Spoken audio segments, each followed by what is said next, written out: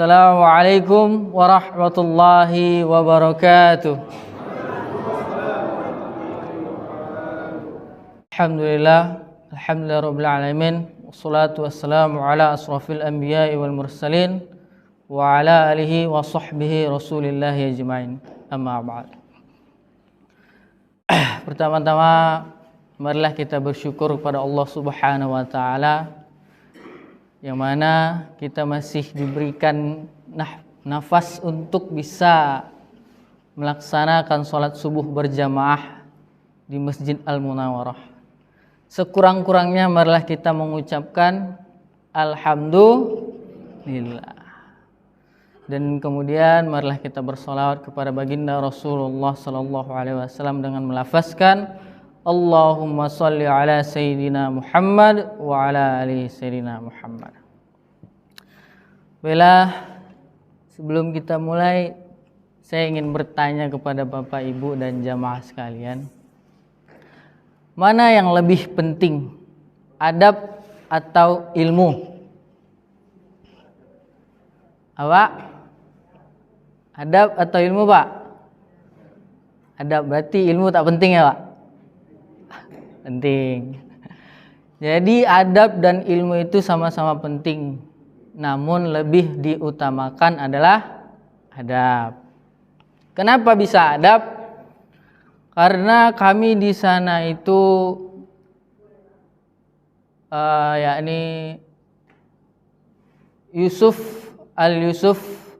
bin Al-Husain rahimahullah pernah berkata, al-adabu tafhamul ilm. Dengan adab kita memahami ilmu. Jadi yang pertama kali kita pelajari di sana itu adalah adab ya, Pak. Mengapa adab? Karena kata sahabat Rasulullah yakni Umar bin Khattab pernah berkata ada tiga sarana ketika orang menuntut ilmu. Yang pertama apa? Yang pertama ketika dia menuntut ilmu dia akan merasa sombong, Pak. Mengapa sedemikian? Dia baru belajar. Nah, jadi kata bapak-bapak melihat anak-anak ataupun siapapun itu yang baru belajar, sombong dia, nah itu pemula dia, Pak. Masuk dalam tahap pemula. Yang kedua adalah dia akan bertakwa. Bertakwa dalam artian kata apa? Di sini dia akan lebih memahami bahwasannya, oh ini ilmu itu, gitu. Dia akan lebih berpikir bahwasannya dia kecil. Yang ketiga apa? Dia akan merasa dirinya ini lebih kecil, tidak ada apa-apanya. Ya, Pak. Dia akan memahami bahwasannya ilmu ini luas. Dia hanyalah seonggok tanah kecil yang tidak ada apa-apanya dibandingkan ilmu yang diberikan oleh Allah Subhanahu wa taala. Jadi kalau di sana itu saya bangga menjadi orang Indonesia, Pak. Mengapa sedemikian? Karena di sana dia ditanyanya, "Inta min aina inta?" "Inta min sini?" "Kamu dari mana?" "Kamu dari Cina?" Dibilangnya saya dari Cina, Pak. Mungkin karena saya putih gitu kan. Jadi pertama dia mengolok-olok saya. Dia bilang saya dari Cina. Lalu saya berkata, "Ana min Indonesia ya habibi." Saya dari Indonesia. Lalu apa respon dia? "Masya Allah, afwan ya habibi, ana ma'arif inta min Indonesia." Masya Allah, saya tidak tahu kamu dari Indonesia. Mengapa dia responnya begitu? Apa yang keluar dari kalimat awal yang dibilang? Al-Andanusi, al-insanu, akhlakul hasanah. Apa maksudnya, Pak? Orang-orang Indonesia itu di luar negeri sana kita terpandang dengan apa ya? Dengan akhlak yang mulia. Masya Allah nggak, Pak? Masya Allah banget kan? Itu mengapa saya bangga jadi orang Indonesia ketika di luar. Masya Allah banget. Lalu apa dikatakannya? Indonesia Daulatul Islam. Indonesia itu adalah negara Islam. 90% penduduknya Islam. Indonesia itu terkenal Pak di sana. Jadi orang Indonesia ini akhlaknya udah terkenal oleh dunia Pak. Maka dari itu, yang apa yang kurang dari kita? Dengan cara memahami ilmu. Akhlak kita sudah terkenal. Tinggal ilmunya lagi. Tapi itu adalah suatu hal yang bagus. Kita udah dapat akhlaknya, kita juga harus belajar. Karena adab tanpa ilmu, ilmu tanpa adab bagaikan kayu bakar, bagaikan api tanpa kayu bakar. Sedangkan adab tanpa ilmu bagaikan jasad tanpa ruh. Gitu ya Pak. Jadi dua-duanya ini sama pentingnya. Tapi yang lebih duluan kita pelajari adalah adab. Baru kemudian ilmu. Gitu ya Pak. Jadi pada subuh kali ini yang paling penting dalam hidup kita ini adalah adab. Bagaimana kita menghormati yang tua, bagaimana kita menghargai yang kecil. Pepatah mengatakan, Anda sopan, kami segan. Ya kan Pak? Kalau orang lain sopan pasti kita segan. Itu pepatah udah lama itu Pak. Tapi itu memang benar terjadi. Kalau orang sopan pasti kita segan. Jadi untuk subuh kali ini kita belajar tentang adab. Bagaimana kita beradab untuk menuntut ilmu.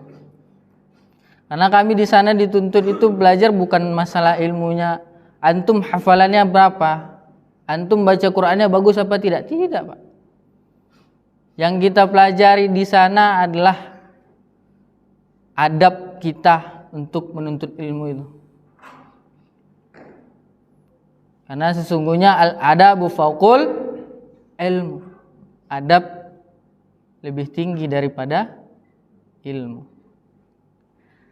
Sampai sini paham Pak, Bu? Paham ya? Jadi kita belajar dari dasarnya, mempelajari adab. Ya, yang tua menghargai yang kecil menghormati yang tua. Jadi jangan pernah sombong jadi manusia. Kita ini tak ada apa-apanya. Kalau Bapak Ibu sekalian sudah pergi ke Sudan, Bapak baru mengerti apa ini dunia. Tak ada yang kita sombongkan di dunia ini, Pak. Pejabat mati. Orang miskin pun mati. Apa yang mau disombongkan? Tak ada, Pak. Jadi janganlah kita sombong ketika kita berada di atas. Dan jangan pula kita sombong ketika kita berada di bawah. Ingat, hidup ini bagaikan roda. Kadang kita di atas, kadang kita di tengah, kadang kita paling bawah. Ketika kita di atas, jangan pula menginjak-injak yang di bawah. Ketika kita di bawah, jangan pula mengolok-olok yang di atas. Kita saling menghormati, saling menyegani, saling beradab satu sama lain.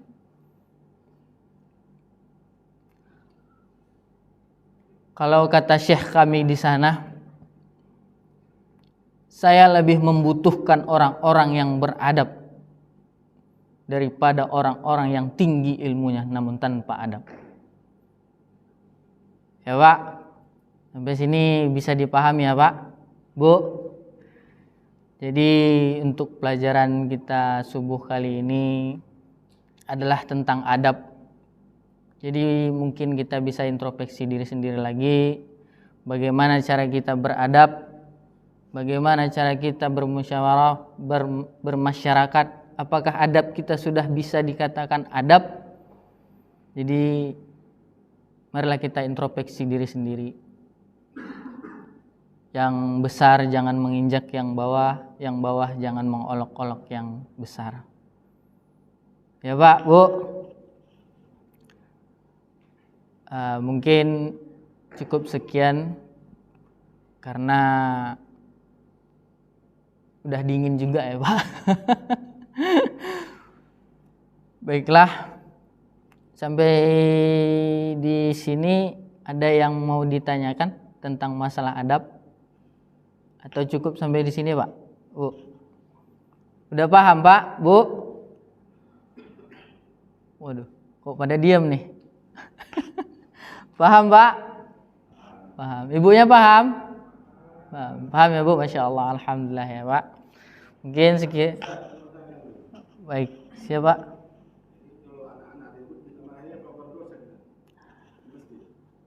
Baik, itu ketika sholat atau gimana?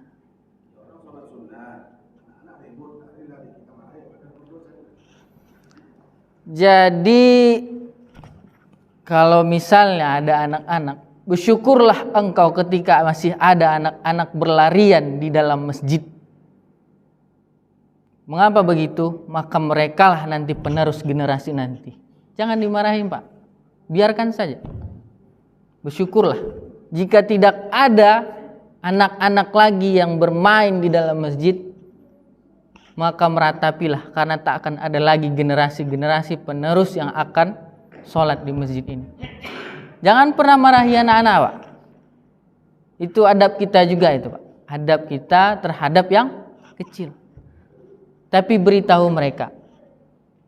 Beritahu pelan-pelan. Jika mereka tak mendengar, tak masalah. Mereka masih anak-anak. Masih kecil.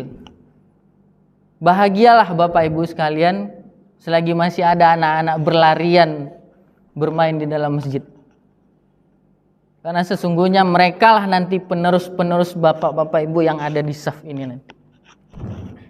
Ya Pak, Bu, jelas ini Pak. Jadi jangan pernah memarahi anak-anak yang lari-lari main-main, itu tak ada masalah. Tak ada masalah. Malahan di sana Pak, di Sudan sana, anak-anak itu dipaksa untuk ke masjid. Mainnya, untuk mainnya aja Pak. Jangan main di luar, main di masjid aja. Lari-lari apa segala macam terserah. Karena mereka lah nanti penyambung generasi masjid ini nanti. Jadi jangan pernah Bapak marahi anak-anak ini ya Pak. Dibiarkan saja mereka bermain. Mereka akan mengerti. Begitu sudah iqomah, pasti mereka langsung buat softnya. Buat soft yang di belakang. Terus ada bapak-bapak duduk di sana. Itu bapak saya. Ya Pak. Ada lagi Pak sampai di sini? Sudah cukup? Cukup. Baiklah, mungkin sampai di sini pelajaran subuh kita pada subuh kali ini. Kalau ada kurang dan lebihnya saya mohon maaf. Ya Pak, Bu, sekian saya tutup. Wabillahi taufik wal hidayah. Wassalamualaikum warahmatullahi wabarakatuh.